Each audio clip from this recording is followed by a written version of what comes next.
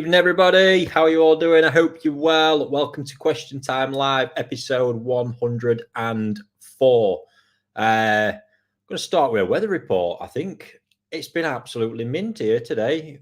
Me and Colin, Matty's away at the minute, so we've been working hard all day out in the fish house. And wow, it's been amazing. And he tells me it's been pretty shit all over the rest of the country. So yeah, fill me in. But I don't want to make anyone jealous, but it's been absolutely class. So I've been loving it. It certainly pushes you on a little bit because it has been manic, let me tell you. Absolutely manic.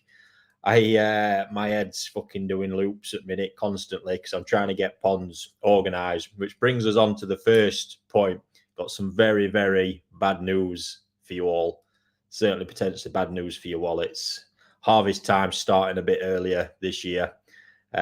Looks like next week I'm going to start digging into some of them ponds I've had stashed away all summer, and I'm going to let them loose on you all. So God help you. Turn your phones off, delete your WhatsApp, whatever you need to do to try and protect yourself from what's about to come, because there's some absolute bangers, let me tell you. There we go. Where do we go from there, really? I'm going to get one bit in actually as well before I forget. Tony Barker, very regular follower. He, I believe, is part of the Mid-Staffs show. So I'm just trying to get it on my phone. Yeah, that's it. So the Mid-Staffs Koi show this weekend at Hollybush Garden Centre. Double-edged one to that as well, because Hollybush is actually a client we worked with for a long time as well. I've actually just sent an absolutely superb selection of fish off to them. Specifically for the show, I believe. So yeah, if you're free this weekend, I'm sure it'll be worth a trip down there. The garden centre is pretty fantastic as well, to be honest. So quite a lot to offer for a day out there with that one. Is there any more details I could say? Yeah, 7th and 8th of September, opening 10 a.m. to 5 p.m. on the Saturday and 10 a.m. to 4 p.m. on the Sunday. So there we go. I got it in, Tony. I didn't forget. Happy days. Yeah, so before I forget as well, feel free to start firing in. I say, actually, nearly forgot that. Questions, right, before we get firing in any questions, what I would appreciate. So this evening, I'm going to stay a bit topical. I want to focus on, this is just big in my thought process at the minute of where I'm wanting to take content and direction, just in order to add maximum value for everybody who tunes into my channel week in, week out, watching all the videos, helping anybody who comes across them, in order just to maximize the hobby for you and you get the most out of it. So this thought process is growing arms and legs at the minute, but basically the whole topic of this evening is around maximizing your koi pond budget. A, to get the most out of what you're doing, but B, to get the, reduce the amount of stress in the hobby for you and make it as enjoyable as possible.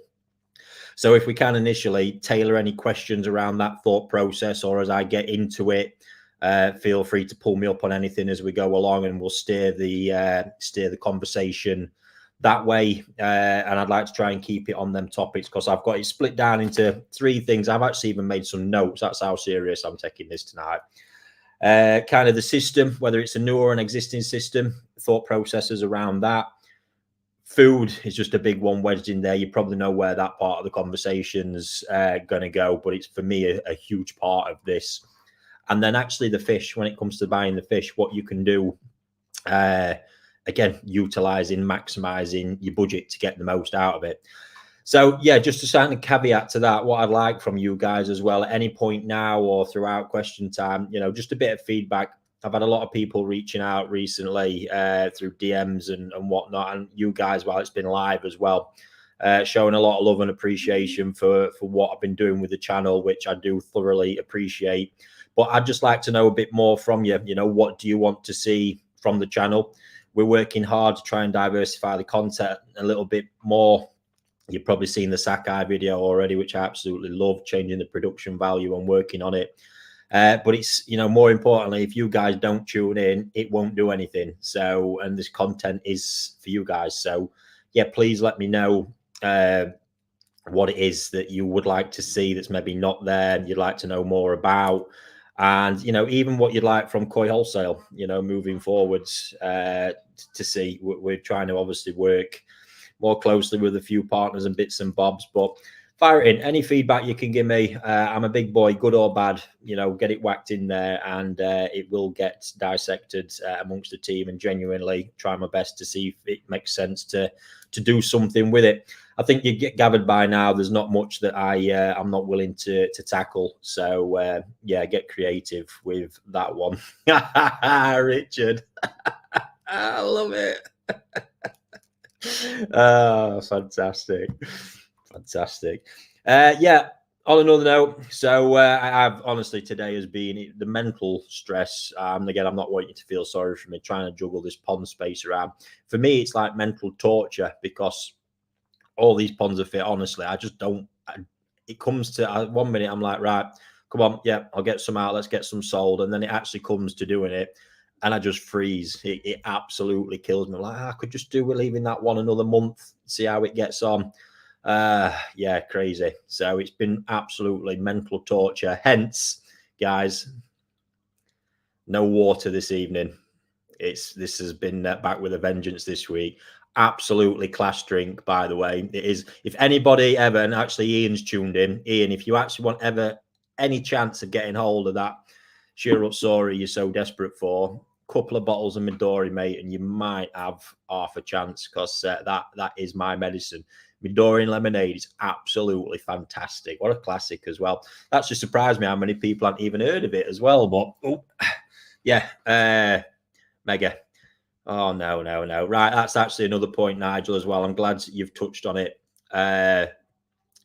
Football conversation is now banned on any channel I'm associated with. If United actually get their arse into gear, then I might consider bringing it back. But in the meantime, football conversation is banned, folks. Yeah, sorry about that. Just got to do it, Anna. So that's it. Working through my notes here. We've done the Koi show. Got the bad news that harvest time's coming early, and I'm going to unleash that lot. And then, the last one, I just don't see a lot of point when we're looking at the analytics of doing it. We want to just see if it adds any benefit. This that's the stuff. Acroflavin, not too far. It is a glass of Alprex.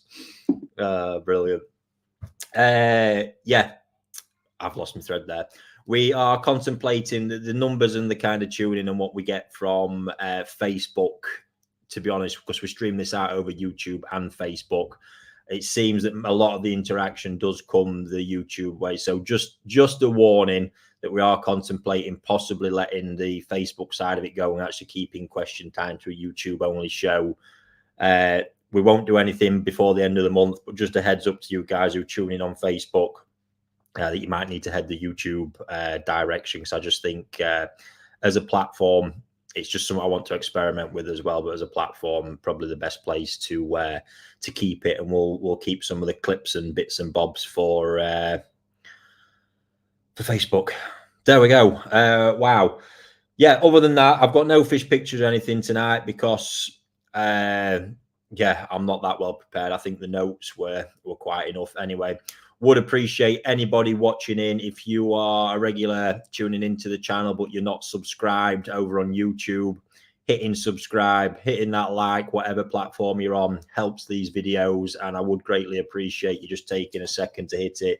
That's all it is. And all I want to do is get in front of as many people as possible and spread the good word.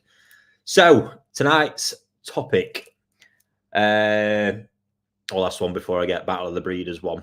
We've got another weigh-in tomorrow morning. Looking forward to it. So we're having in the Battle of the Breeders WhatsApp group, I've got a few guesses for what they're going to weigh in at tomorrow. But the last weigh-in went from 1.75 to 2.1 kg over about a 10-11 day period, and it's roughly about the same time now. So the food has put the pond under pressure. That nexus is squirming a little bit. I'm having to work on it a bit more, but that being said, it's just a Nexus 200 with 50 litres of media, so it's actually performing incredibly well for what pressure I'm putting it on under. So bear with me. The reason I'm starting on this bit, so this whole topic now is about maximizing your budget, just trying to maybe put you on a few different thought paths around what you can do with the budget or what you can do better with your pond, in order, just to make the hobby more enjoyable, maybe get more from it, all kind of things like that in the mix. And the first place I'm starting with, because this ties in, I never want to think I'm actually beating anything up. You probably got from the tune, unless it's something I really disagree with. I don't like negativity. I like to keep a pretty positive mindset to things, especially around koi keeping. And I've personally felt that some content recently has been really bashing drum filters quite hard, or maybe coming across that way, but I've not truly been explaining the thought process around all that, which I am going to do, because the first part of this is looking at your system, whether you're getting into a new pond build or your current system, and just looking around energy costs. Some people might say, just for example, because food is a big part in all this for me, probably a good place to actually start it, because just looking around food, we've not actually spoke about it too much recently, but Sakiakari, I believe that, if you can get your fish onto that food and get a good amount of that into them, it is going to help reduce, it's going to improve system performance, no doubt. It's going to reduce stress because your fish are well nourished. You're going to get other stuff, better color, better mucus, shine, all the rest. Now, when I hear people say, I just can't afford that, right, I absolutely accept that might be the case, and there needs to be other alternatives. But what I want to encourage is, rather than just dismiss it, actually reframe it and go, right, is there a way I could actually find a way to afford it? Even if, and I'm in the business of selling fish and only selling fish, it means potentially going, right, I'm going to purchase one less fish this year in order to have that food. To me, just makes sense, something like that, to be honest with you. Or, is there a pump I can turn off that's costing me a fortune? Just re-looking at everything you're doing and prioritizing what you potentially should be spending that budget on, to A, make the hobby more enjoyable and reduce stress in it, and B, maximize everything for your koi collection. So I'm going to start with the bit when it's coming to new pond builds and systems, because, like I say, I just want to reinforce the drum thing. I'm not bashing it up, and I think at points I must hit a few people's nerves when they bought drum systems, and you think I'm here saying they're absolutely shit. My patience for the ones I have has pretty much expired. Just before I come back, I was having to clean fucking nozzles out again, which seems to be a unique problem that I've managed to create, all this snail egg. And yes, I could, fit a header tank and have the clean water and do all that. I absolutely get it. I'm not going to, because that's, to me, another fucking pain in the arse, another monstrosity. I'd rather just throw the things out. I've got 2 screens that have just come away again at the minute. And I know there's 2 motors that are seizing up. So you can tell, and this problem's amplified for me because I've got 8 of them. Now, for me, what happened there is, when that comes down to it, they are, and I've said this several times, they're not spec'd for the purpose. They're actually spec'd for flow rates. And I think this is wrong. It's information that you need, yes, but I am way under the capacity of the flow rate of my drum filter, way under. I mean, we're talking, I believe it's supposed to handle about 20,000 litres. It's got 2 inlets on it as well. There's not a cat in hell's chance, let me tell you. I'm running an 8,500 Aquamax that, by the time it's got head loss, is probably running a fair bit less than that. And it struggles. But the reason it struggles is the sheer capacity of waste passing through it from the super high stock and high feed. And it's just too small. Hence, it has to clean a lot more. Everything's working harder. There's more chance for everything to kind of fail in them. So that, there are some unique problems there. But for me, it's just exposed problems that a lot of you guys might not necessarily ever get to see, but they are real problems there in it. So what I tend to find in this whole scenario is, I wouldn't want anybody out there absolutely stretching themselves, busting their balls to get a drum system on. And actually, in all this, I want to isolate drums and combi drum systems. Combi drum systems, I've got absolutely no time for, but that's more about the biological part of it. Drums on their own, I wouldn't want you to see you absolutely stretching yourself to then buy an infix. At the time, I went with a cheaper option because I couldn't afford. I couldn't fit. I was retrofitting, and then looking at the price of some of the bigger branded stuff, went, holy fuck, you know, when I'm buying 8 of them as well, and that's bit me over time for sure. So you know, you're stretching yourself to potentially afford a drum, and you know they're a lot of money when you're potentially not buying the best at that price as well, which is an issue. You know, I think if you're going down that route, you want to be buying absolute, you know, right up there, the best you can for the longevity. Do your research, make sure the company's got some longevity behind it. You're going to be able to get spares if it's 5 years down the line. I don't like it when we see these manufacturers pop up and you know the company, you know, 5 years time they might not be there. So getting spares for this very expensive drum filter you bought, it's going to be a struggle. That's why I like the look of, I won't say the look of, Oaza as a company. Their stuff, their spares, and their history with spares is absolutely phenomenal. It really is. And you know for a fact with Oaza, 10 years, 20 years time, because I've been doing it with little pumps and bits and bobs. They've always got them. It's phenomenal. So I think there's a big, you know, a lot of value in that.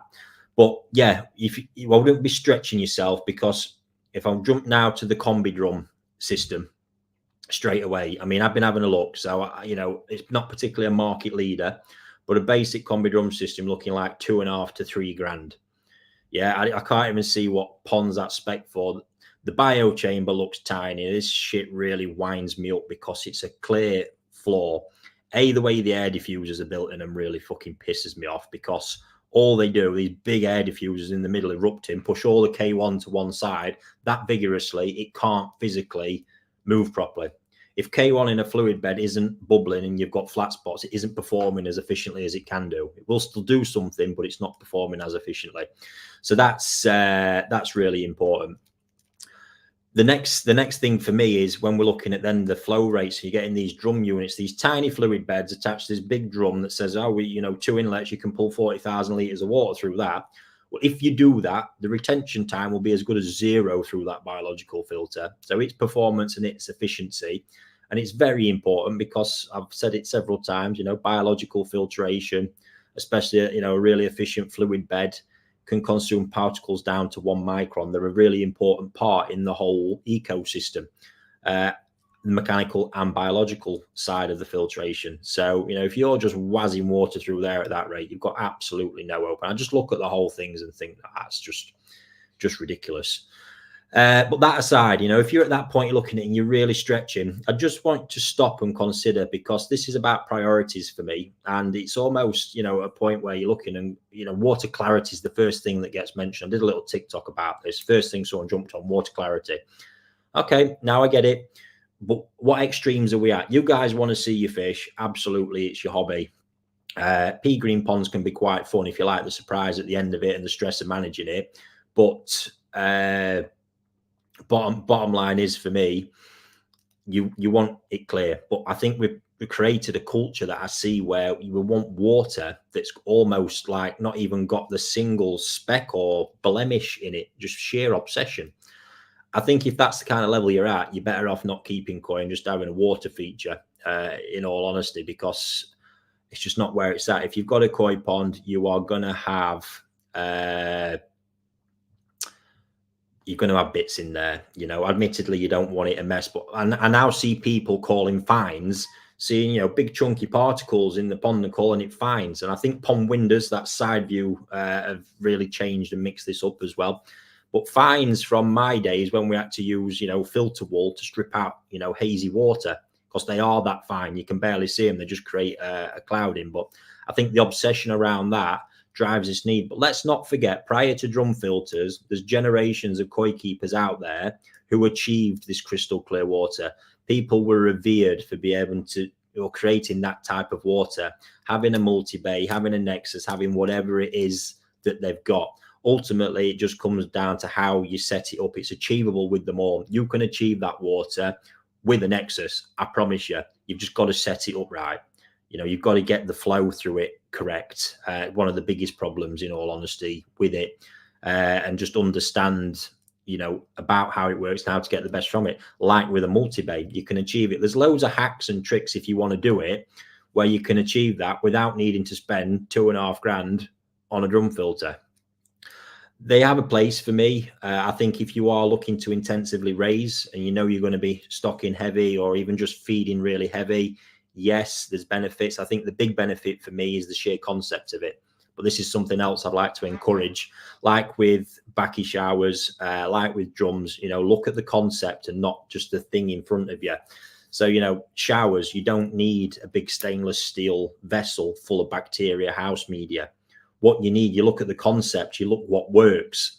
It's that simple. It's the smashing of high volumes of water being passed over it against something that actually creates the true benefits of a shower. For me, biologically, you put anything in there and bacteria will grow on it. Yep, again, maximize your space, sensing that, but you don't need to be paying these stupid prices for an imported media that's no different to the knockoffs, the snides, or even smashed up house bricks to a certain extent. They're going to do a job if you get the concept working properly. It doesn't need to be super expensive stainless steel. As I've proved, it can be made from stacker boxes. There's so much, it's the concept. When you're smashing water and you've got good airflow and good design through it, it's going to do its job. So do you need to spend all that money? No, you don't. I think it's quite easy to get suckered into it. And drum filters the same, do you need to be spending all that money, or can I achieve this with the same thing? The big thing for me with them is that you're removing waste from the water body constantly. Can you achieve that concept the same? Well, I would argue, yes, you can. Do you need to be doing it every 10 to 15 minutes? No, not necessarily. When you strip it all back, my brush filter ponds kind of prove that. Is it enough to purge that waste from the system daily? Okay, yes, it is. So then that's easy enough to do just with having a purge fitted. The breeders do it with a standpipe. Pull the standpipe every day, waste gone from the pond. Amazing job done. So that to me is the real benefit in that. Then yes, right, okay, there's automation. If you want to be hands-off with your filtration system, I would argue that it's better to be a bit more hands-on, and drum filters are not completely hands-off as well, let me tell you. There's maintenance that needs to be done to them to keep them ticking over properly. But yeah, again, there's other automated options out there as well you can look at if that's a problem for you.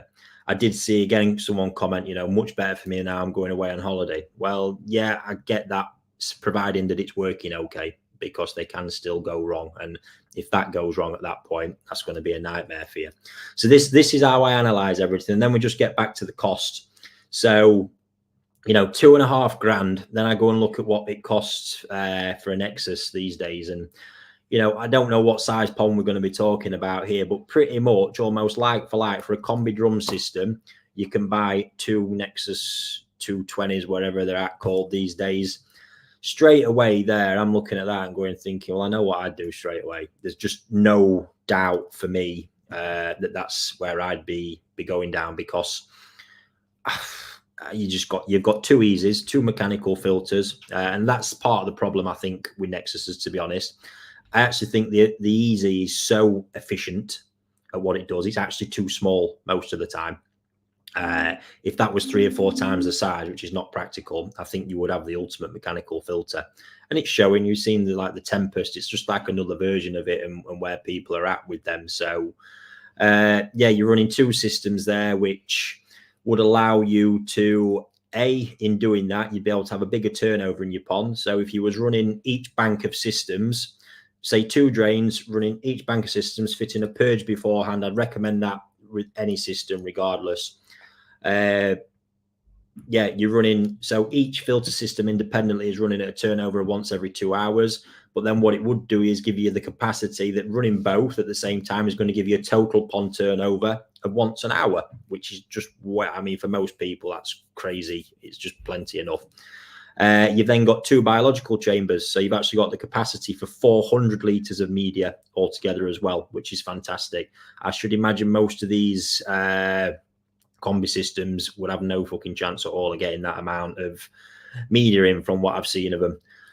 And then, yeah, you've got the whole thing. If one line goes down for whatever reason, there's still a system running. I just look at that whole thing and go, that makes sense to me. Yes, the lack of moving parts and things to go wrong and electronics also, makes absolute sense.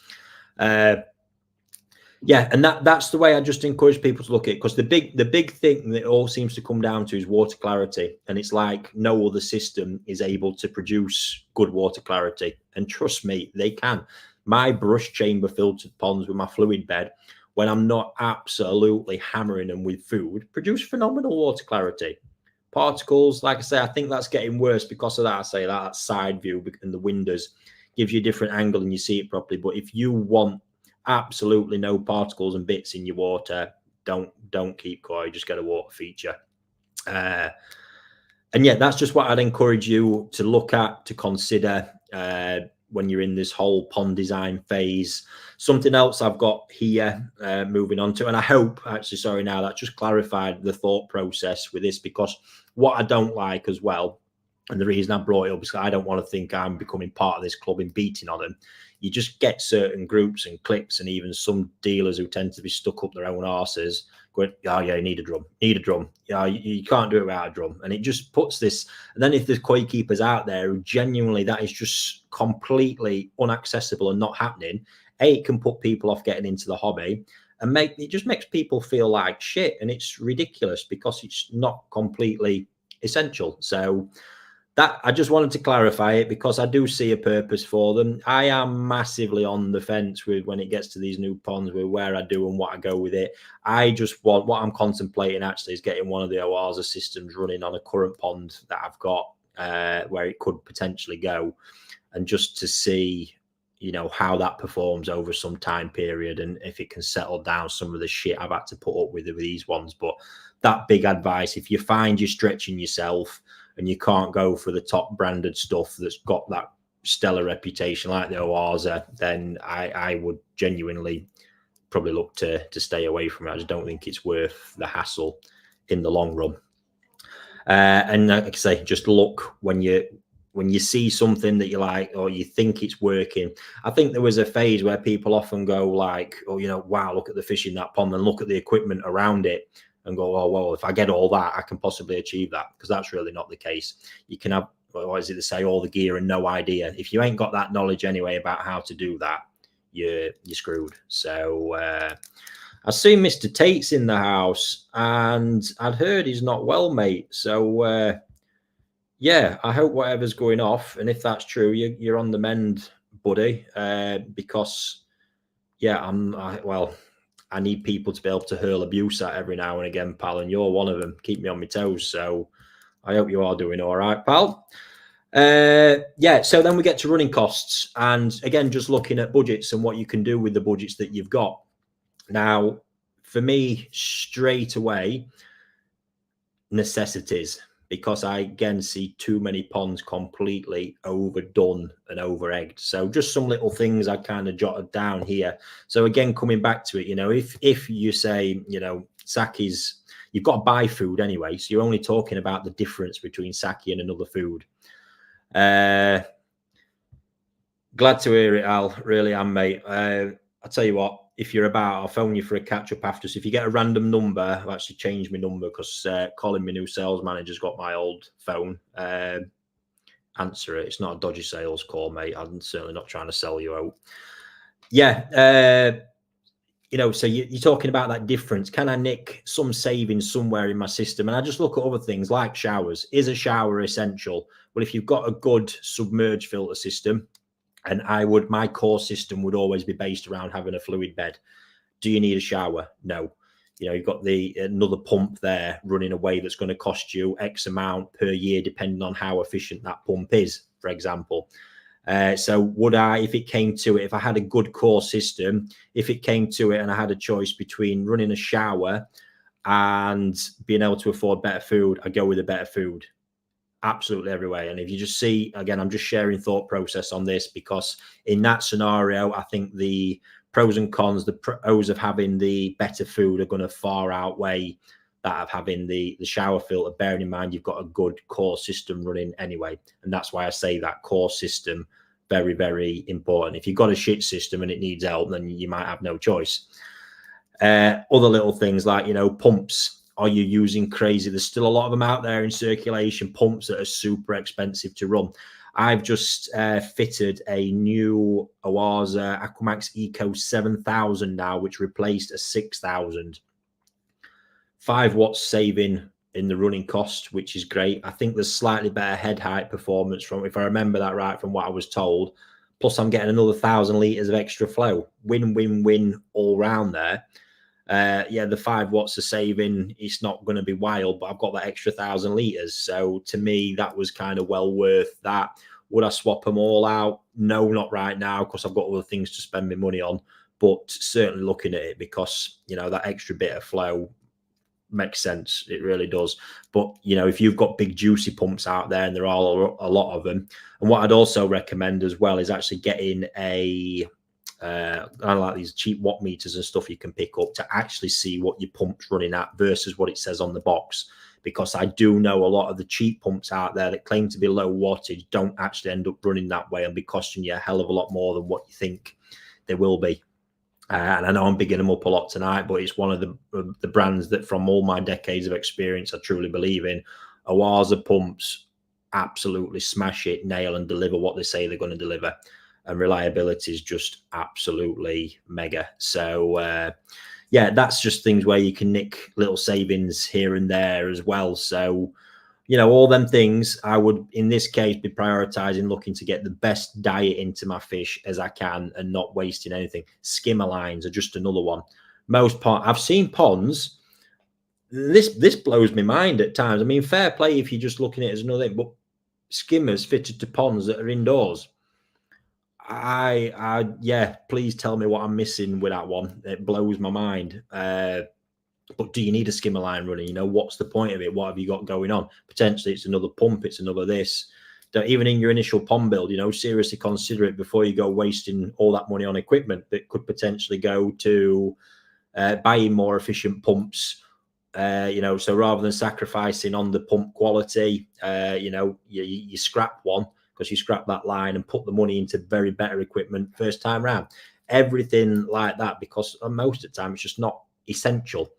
Please don't forget, you know, what results you're seeing from I'm doing with systems that just run on one lines. That's it. You know, bottom drain, brush chamber fluid bed back in, or bottom drain, drum filter fluid bed back in, just producing insane fish and insane results out of it. Because also that's where the knowledge and experience will be your most valuable asset throughout all of this.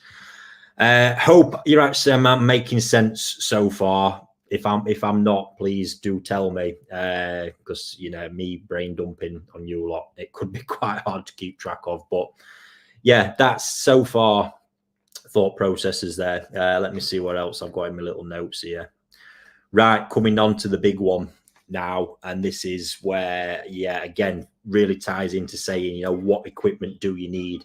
So if you've already got a decent core system, and we're on about showers, you know, do I need showers, skimmer lines, all this extra stuff?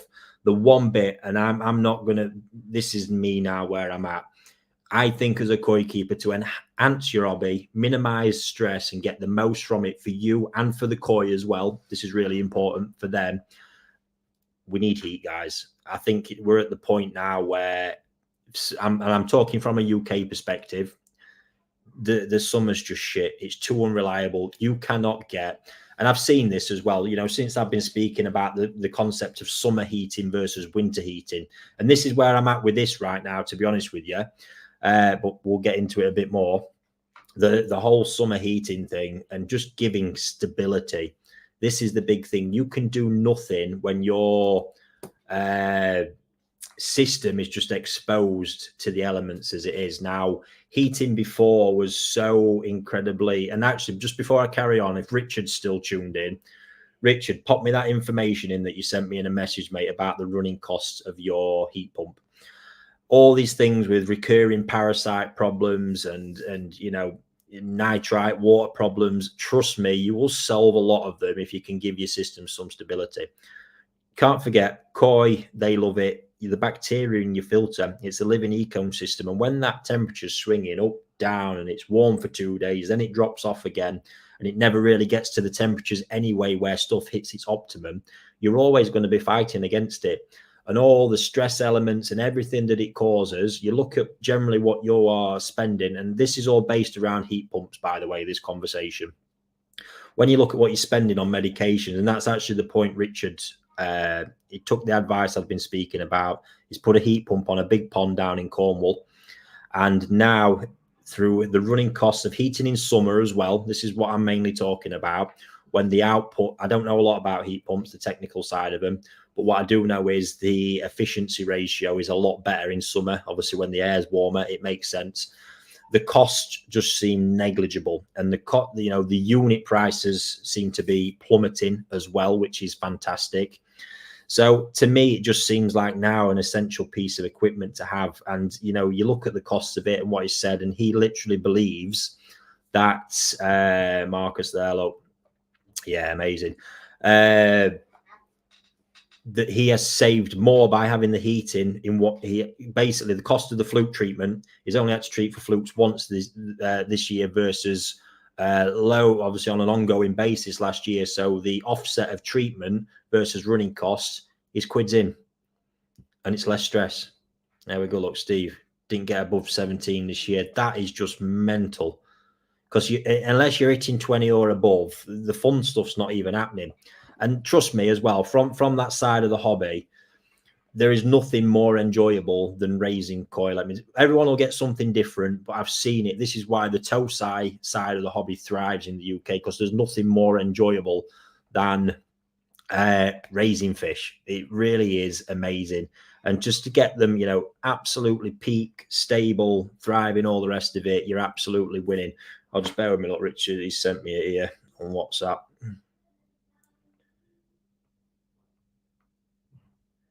Right, bear with me, folks. Let me break that down. So, what we got? His total consumption this week, £4.16. Running his big heat pump at a decent temperature as well, where that temperature wants to be. And there we go. A different week there. I think when he said temperature dropped down a bit, 16 quid. I mean, what's a bottle of fluke treatment cost these days? It's fucking crazy. And, that stuff's getting pounded and pounded and pounded in. And then let's not forget the constant pounding of chemicals is making everything worse as well, because the treatment is a stressful process for fish. You don't think you're chucking strong medications in there, especially when you move into the likes of formalins and stuff like that. Nasty, nasty treatments. I better flick my light on in a minute, aren't we? We're losing it big time out there. Yeah, it's stress. It's more stress, and you're stuck in these cycles. And trust me, if you could just get the temperature to a decent level and let their immune system do some of the heavy lifting, all the stress will go away. Your nitrite problems. Yeah, here we go. Look, another one, 19. Yeah, they'll just evaporate. They will go. And for what? So this is where you need to look at it. And this even ties in, you guys know, I think someone pulled me on this. Good sense. If it was a choice between having the heat and the sake food, what would you go for? And you guys know how much value I place on that food, but I take the heat every time, because with the heat and an inferior food, in the long run, you'll have a better experience and better results in your hobby. So, yeah, that's where I'm at with that one. I think we should be doing all we can. If it's a new pond build, looking at what you're going to sacrifice. So in that case, then, I mean, let's come back. Someone out there will probably tell me if I'm right or wrong here. That same $2.5 grand for that combi drum system, I think from what I've seen, the likelihood is you could get a Nexus system running there, max it out with media, and get your heat pump. That Nexus and heat pump as a system will knock the spots off of just that combi drum system, let me tell you. And now I think you start to see the whole angle that I'm coming from with this. It's about trying to make the sensible and the decisions to do what's best for the fish and not necessarily best for you, just to not have to clean your filter or interfere and get water that's going to have no bits in it. On the models, yeah, I don't know. I'm not in with all the air source heat pumps and all the rest of it. And also as a source for heating in winter to any kind of crazy temperatures, I know they're not the best either. Do bear that in mind. And it's also worth specking up on them as well. Just all little bits that I've picked up. So bear that in mind. But there'll be dealers out there better on for me that would better advise on units and stuff to go for. All right, here we go. Look, Richard is here. So I had flukes 4 times last year. To treat my pond is over £100 ago with Learn X Pro. Holy shit. I've not had flukes all this year since air source heat pump is costing about £50 a month heating to 23 degrees on 5,000 gallons. Amazing. Do you need to know any more than that? And that's good information from a hobbyist. He's not trying to sell you anything. It just makes sense to me, guys. It really, really does.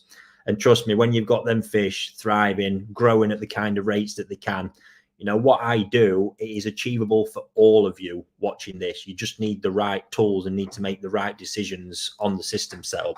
Let me turn my light on because this is getting very dark. God, woke me up a bit. Forgot I might have my drink as well, guys. There we go.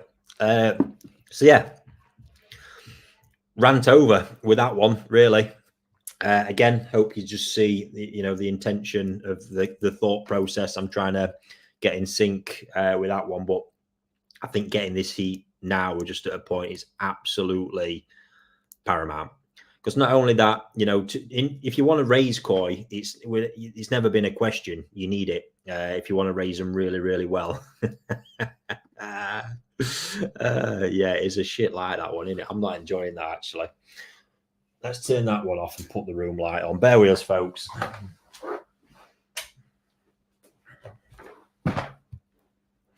There we go. That's better. Yeah, that's it. Just makes sense. But you need it for a decent, stable time period. That's again, you know, you can't build feeding levels without having a stable environment, because you know, you've got to build the feed up, because we're also got to build the filter up with it at the same time. And your filter performance will, the warmer it gets, the bacteria is just multiplying quicker. It bounces back faster. You can see the system a lot quicker when you've got the heat. All just makes sense to me. So there we go. Let's have a look. £50 a month might sound a lot, but for our hobby, it's our passion. It's bugger all. I can burn £50 one night in the pub. There we go. I just, again, all makes sense to me. And fish have transformed. Good to hear. Yeah, so that brings me around the food part now. 42 minutes in, eh? Jesus. Oh, God. Just need to remind you, Scrag, football, conversation, band. I can't have that slipping the wrong way. I don't mind. Yeah, been taking enough shit on that side at the minute. Right. So yeah, food. Next one. I don't need to drill into this too much because we have done so much on it already. But again, it's just looking at, you know, inviting you to consider not just looking at the superficial stuff of what's in front of you, i.e. the price for the packet. Digging a little bit deeper. Food will play such a huge part in your koi keeping journey. It's just so vital. Health from the inside out, you know, gut health, performance. And it's not, as like I said, I've done the video before on the channel where it's not just about when you're looking at it, you need to break it down to price per kilo is the first thing you need to be looking at as to what you're actually paying for the food. Don't go with it visually or anything like that, because that's going to completely skew things for you. Because, I mean, let's face it, sticks, you get a bag this big for like 20 quid. And, yeah, there's just nothing in it. So it's pointless. Price per kilo, the bit you're not going to have the information on that I'm hoping to get more and more on for you is then conversion ratio, when it actually comes to the true cost of the fish food. So what weight are your fish gaining for every kilo of food that you feed? Because if it's a low conversion ratio, again, the actual value of that food is going to change and be skewed completely. And then you get to the other stuff that you don't see. Again, when they are well nourished with a good diet, you are going to be getting better health, better parasite resistance, because the mucus will be healthier as well. Just think it's a serious area to invest in. And again, I will say it, Saki Akari, for me, I continue to spend fortunes on the stuff every year. It's just out there on another level. It really, really is. And there's nothing to match it. I don't give a shit what anybody says. There's nothing close. maybe in different circumstances you could get, performance at certain levels, but in a enclosed concrete system, certainly as I'm doing it and what I do, I'd struggle to do without Saki Akari. That's the high stocking, high feeding in these systems that I've got, because any slight increase in the amount of physical waste being produced, the whole thing would just fall over and I'd be screwed. There's other things to it as well, more work put into taste and flavors and stuff like that, because, when we're trying to get a lot of food down them, they've got to be stimulated to eat it. And a lot of these foods, someone asked me about a particular one on TikTok earlier, and I know I'd tried the stuff. There's nothing to it. There's no smell. The thing, it's just like Rice Krispies. And it probably actually is, because I know there's a shitload of cereal meal in it. Waste of time. So I'd encourage you to find every possible way you can to get to the point where you can feed your fish the very best. And out there, that is one product for me that it does exactly what it's supposed to do. For me, still best koi product ever made. I think the stuff's absolutely remarkable and will just enhance the hobby for you no end. And without fail, anybody who tries it says the same thing. Never going back, never going to anything else. Wow, what a difference in short spaces of time as well. So yeah, if there's compromises and cuts that can be made elsewhere to enable you to get there, amazing. Just to counter argument that, again, because I don't want anybody feeling like shit if it truly is unobtainable, I'd like you to, try and find a way to make it attainable. But if it's truly not, yes, there's other foods out there. They do a job. Don't get me wrong, they do a job. And there's even different levels amongst them. But for me, my advice, and it would make sense, I would save a fucking fortune in my business getting rid of that stuff. But it just wouldn't, nothing would compute. Even that, I would be buying more of the other products. I know from past experiences of usage and getting worse results. So yeah, there we go. And then that leaves us on to our next bit. And this is talking about your fish budget. So this has come off the back of, I've been sorting through my Otsuka Sagis yesterday. I mean, absolutely love it. One of my favorite varieties of all time. And to get them from Otsuka, for me, up there, top two, Oya Otsuka. I've never had, in all the years I've been doing it, just a batch of Otsuka Asagi. It just never, that I've never been there. I said it's not possible, can't do it. I got a mixed react Mitsuba once, but it was heavily weighted with Mitsuba. To get them on their own, absolutely amazing. And yeah, they've been growing really well. If it's a variety that intrigues you as well, there is some. I've just put them outside in the sales pond now, so there's going to be a batch of those available to work through the system from next week for really, really good money as well, because they're not nice size. But coming back to it, it's a mindset thing, this with fish, and getting the absolute most amount of fish for your money. So exactly. Yeah, getting the most you can. Sorry, I just need to wet my whistle a minute. I'm drying out a bit. I just remember, folks, or anyone who wants to button me up, bottle of Midori sent to office. Honestly, you'll be my best mate. There's only one shop in town that sells it as well, and they've just shut. I'm gonna have to start ordering it online. That's a nightmare. Yeah. First bit. So for me, this is looking at, when it comes to it, building a collection and doing it in the most sensible of ways.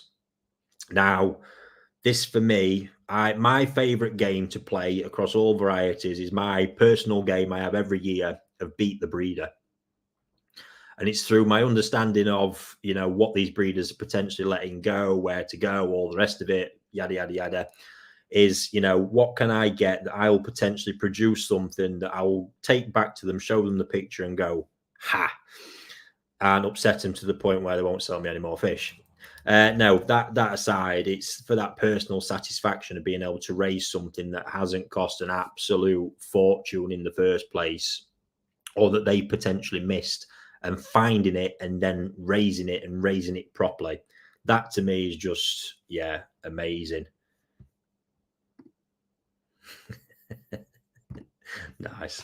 Yeah, so And this is where you can start doing this. And the first place to start is with varieties and actually looking at what you get now. You know, the Go Sankey side of the hobby, I'm going to touch upon it, but that's a different beast. And I've got some advice on that side of it as well. But this is, you know, moving into I just got somebody saying Sake is so expensive. Would it be worthwhile to make your own? Absolutely not. I can't see the point in that one. You wouldn't make it the same anyway.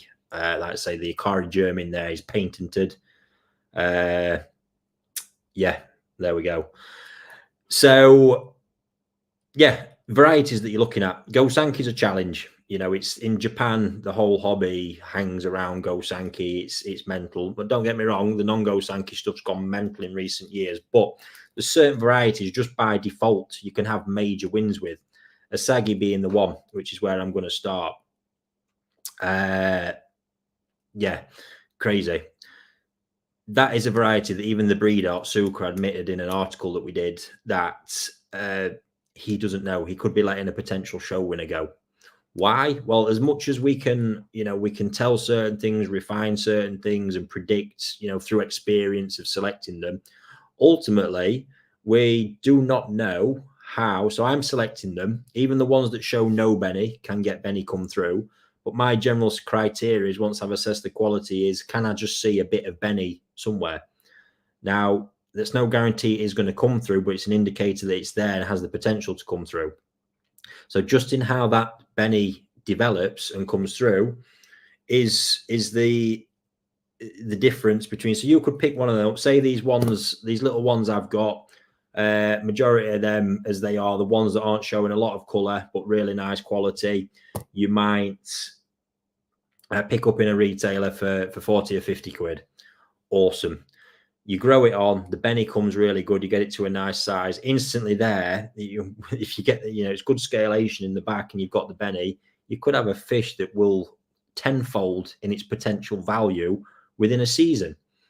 And that's all just because we couldn't predict it. You've took the risk on it, like a breeder would or whatnot, and boom, it can change. So varieties like that, Matsukawa Baki, Komonryu, got written down here. Golden Corner, another one, massive. I think that's what a lot of people have gone over the head with. But the fun and challenge of them is you can truly beat the breeder and win the game.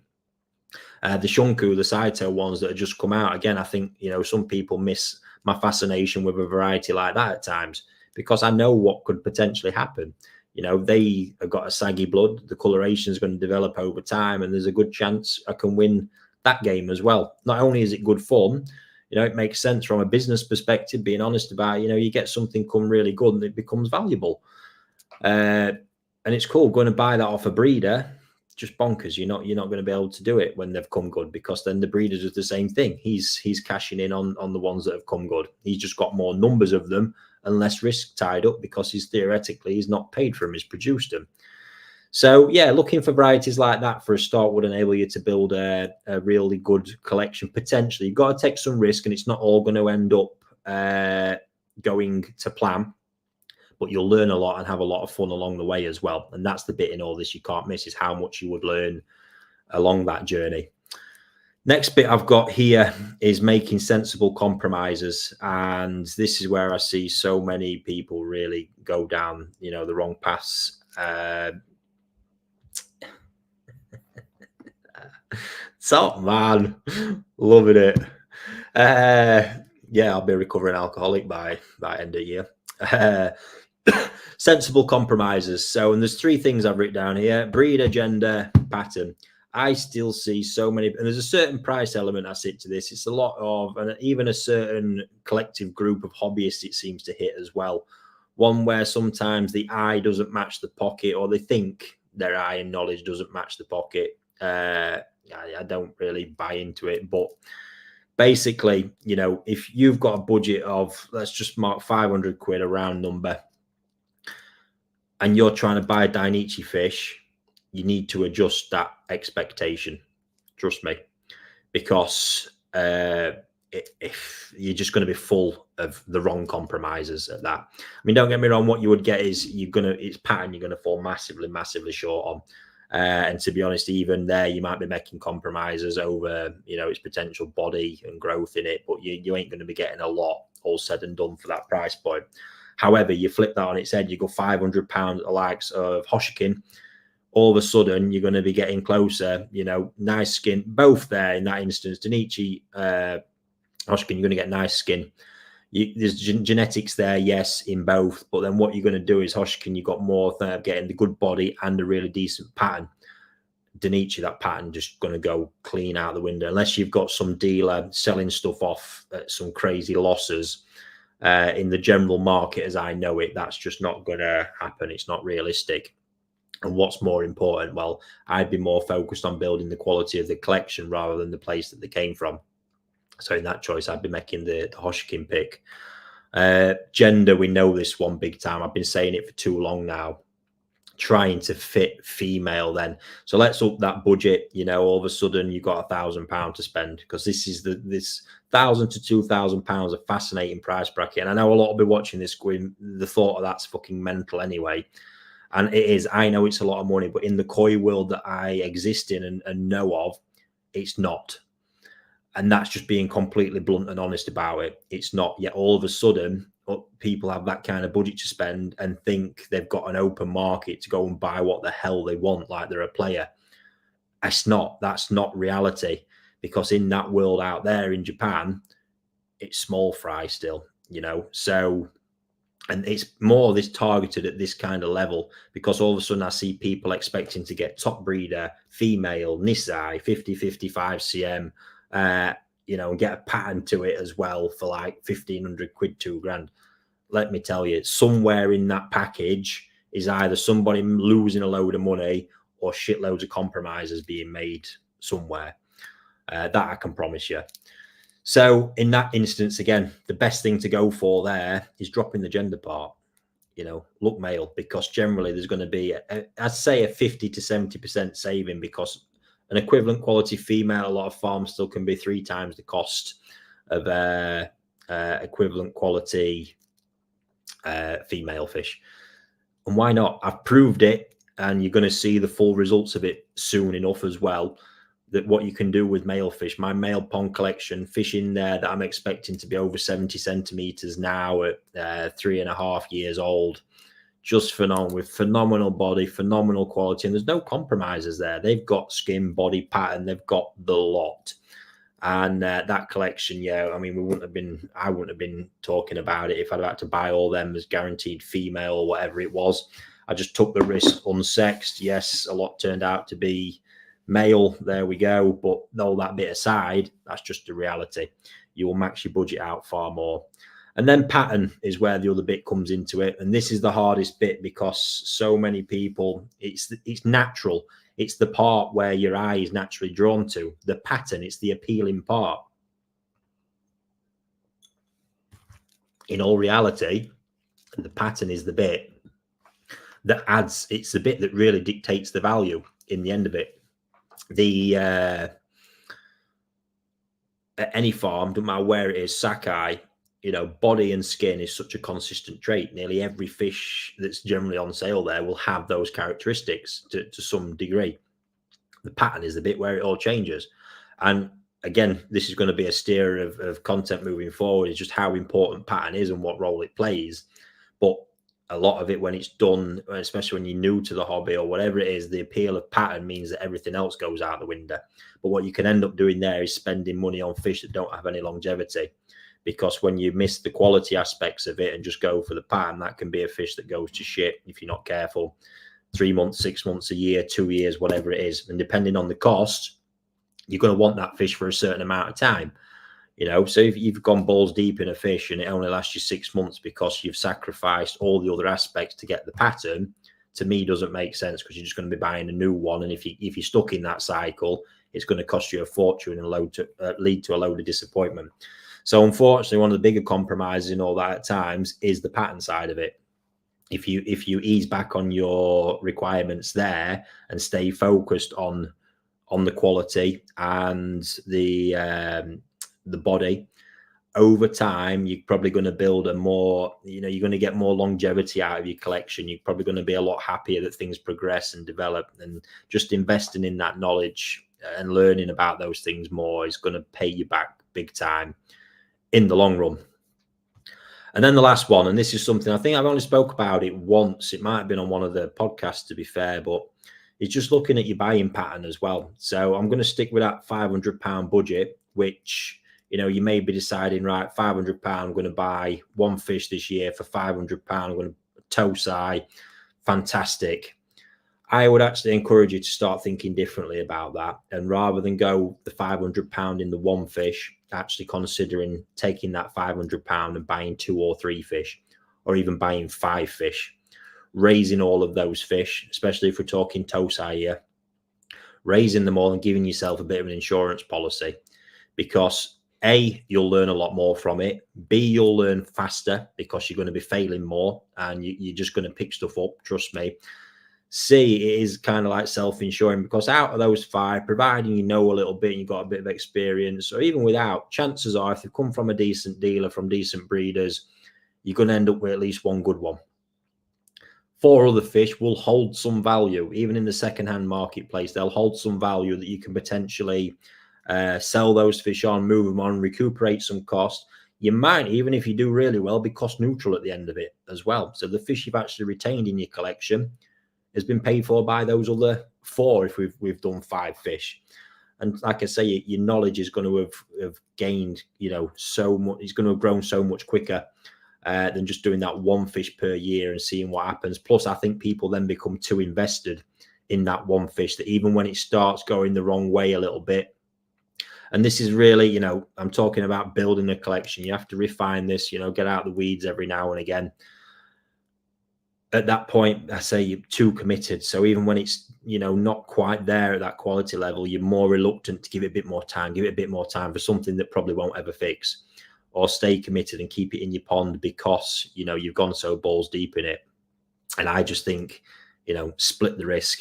It's basically following the same model that I follow. It makes more sense for me, say, rather than handpick 100 fish, is to potentially buy 300 fish for the same price, because I'll pay a massive premium to handpick them, but do that, get them back to my place and have all the different levels, because they'll all hold some kind of value in it as well. And over the years, it's this process that's given me the knowledge and insight I've got into selecting fish and developing fish. So yeah, I think it makes sense. Certainly, I think worthwhile considering. Even with that £500, taking it, buying 2 fish, at least you've halved your risk. Because don't just be blinded, thinking that the £500 fish is going to be better. What you might actually find 9 times out of 10 is the £500 fish will have a flashier pattern, and that's what might steer you. Because a couple you'll buy at $2.50 a piece right now might not look as good. But yeah, give them time, boom, and that's when it comes in. And this is all breeders are doing. Breeders, often when there's a fish, they sit on it, they give it time, because they know as well, if they serve it up, likelihood is. Some of them are that cocky, and obviously I've caught Makoto at NND out a few times with this. That cocky that people won't spot the fish, they hide it in plain sight. So they just put it in a general sales pond because he's that cocksure that nobody's going to pick it. And then some wally like me comes along. It's the first fish he points out at pond. And when you ask him to net it up, he's down on his knees crying. So it's good fun. But that's just learning to look past that. Patience is also required in this process as well. But I just think there's so much there you can do and learn so much more in the process. And it's even, buying the younger fish versus buying the older fish. Don't get me wrong, you reduce risk. If you're buying Nisai or above, you will reduce your risk. But I think as well, you're learning in that whole process. To be honest, if it's doable, it's why it's nice to have a toe sai pond, toe sai growing on pond, because you'll learn a lot just from having that and raising fish every year. I've seen people get kind of trapped in the hobby, if you like, when, building a collection, it comes to just one purchase a year and everything's developing slowly and you're too committed in that one fish. And I just don't think you're learning enough, because you learn so much about development. The further down the line you can go, to the point of even when you're at culling with the little stuff, the more you actually learn to truly understand quality and not just focus on the superficial side of it all. So There we go, folks. That's all I'd got noted down on that. I hope it's made sense. I hope you've gained some value from it. I hope somebody out there has planted a couple of little seeds and you can maybe see a different way of doing things to potentially up your game in what you're doing. I'm just going to take 5 minutes to have a flick through because I realise I've been keeping an eye on the comments, but my God, you've been firing it all in. As I did say at the beginning, I'm not going to do any questions. We'll save that. You never know, we might get another bumper one in on Saturday. But a lot more people tuned in. We've been way over 200 at parts during that, which is amazing, guys. Appreciate that. Yeah, just before we wrap up, I'm just saying if there's anything more you'd like to see from the channel, because as much as we sit brainstorming ideas, ultimately this is for you. So it'd be amazing to know what you're wanting from it and what we can do content-wise and steer the direction. And like I say, from Koi Wholesale as well, I do know what a lot of you might answer to that one, but yeah, feel free. Any feedback along the way is always appreciated. There's a show on at the weekend, just to bump that again. Is it the mid staffs? Tony sent it in. Yeah, mid staffs Koi show at Hollybush Garden Centre. Like I say, Hollybush are a long-term customer of mine as well. Just sent some great fish down there for them. 7th and 8th September, Saturday 10 a.m. to 5 p.m, Sunday 10 a.m. to 4 p.m. Yeah, great garden centre there as well. So I'm sure it can make a decent day out of it if you're needing to travel and see some decent fish as well. Right, let's have a look, flick through. Evening to anybody that has tuned in. I'm not going to fire all them up on the screen. Greetings in the USA. I mean, there's just no good that, is it? That actually 27, that starts going the other way, in all honesty, and that becomes a stress in itself. It really does. Showers in Cornwall today, is it? Nightmare. Yeah, Phil, amazing work there supporting Nigel, to be fair. Yeah, the Minimagoshkis that went down, good to see that was a sellout, and good luck to everybody who was involved in that and raising them. Yeah, Minimagoshki, absolutely superb. And they are a Goshki growing machine as well. Quick one on a question there. Just seeing that, yeah, somebody moving their fish into a new pond. Should I stop feeding before I do it? Absolutely. Before any major catching session or movement session. If you're not heavy feeding, 24 hours is fine. If you're heavy feeding, at least 48 hours prior, stop feeding completely. You're going to do them no harm. You'll actually do them more harm than good. Drizzly weather in Whitby as well.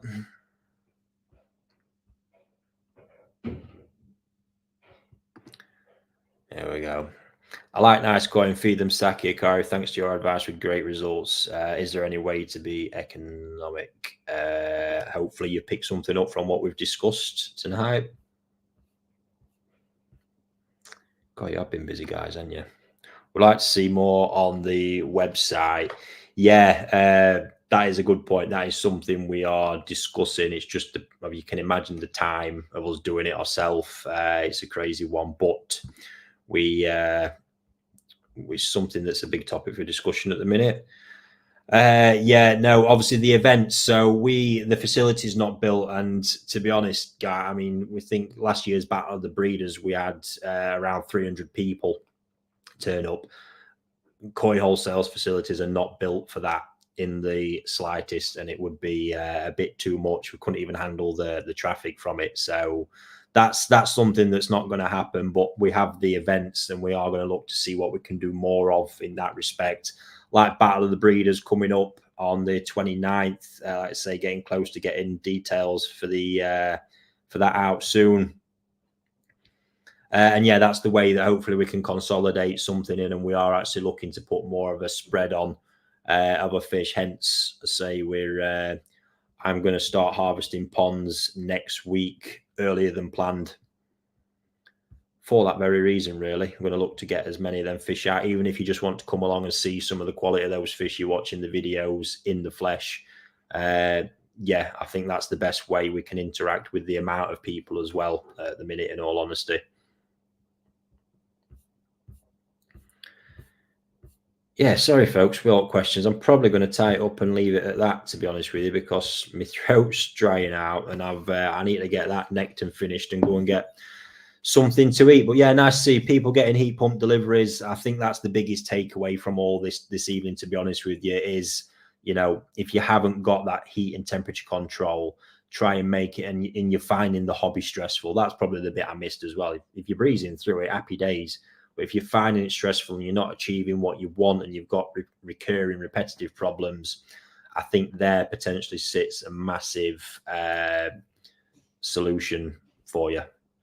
And then if you are just seeing it there, look, Mark's pond's been at 25 all summer, still getting flukes every 3 weeks. There, you need to look for deeper problems, Mark, if that's happening, mate. And I'd possibly start with looking deeper into your water and other potential stress events, because if you've got that stability and you've eradicated that one, there's really something not right there, unfortunately.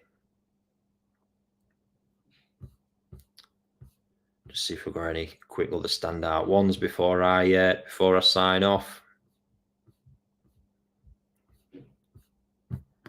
Wow, yeah, I've been busy tonight, folks, haven't you? Unbelievable. Yeah, there we go. Now I'm going to leave it. Oh, hang on a minute. One last one, because you will see that I'm not. This is not just. I'm not just an Hikari fanboy. What's the difference between Hikari and Saki Hikari food? It's night and day. To be honest, they shouldn't even be the same brand. The normal Hikari diets I don't have a lot of time for. Gold, Staple, two of the longest serving fish foods ever. But I just don't get it. I've tried them. I couldn't put them up there. I put them on the shelf with all the other shit I've tried over years, in all truth. Saki Hikari just next level. It was basically the company at one point put the whole weight of what they knew about making fish food and research and everything into making the best koi food possible. And it's what they achieved.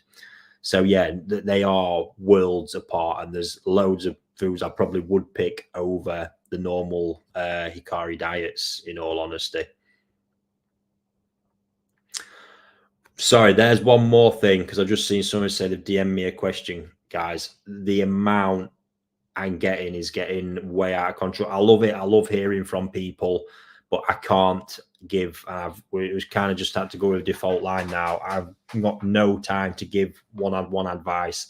You've probably gathered by now, I like to get stuck into things. And if I'm giving advice, certainly like that, I want to make sure I'm giving it accurately as well. And that involves getting really stuck into something, a lot of backing and forth in.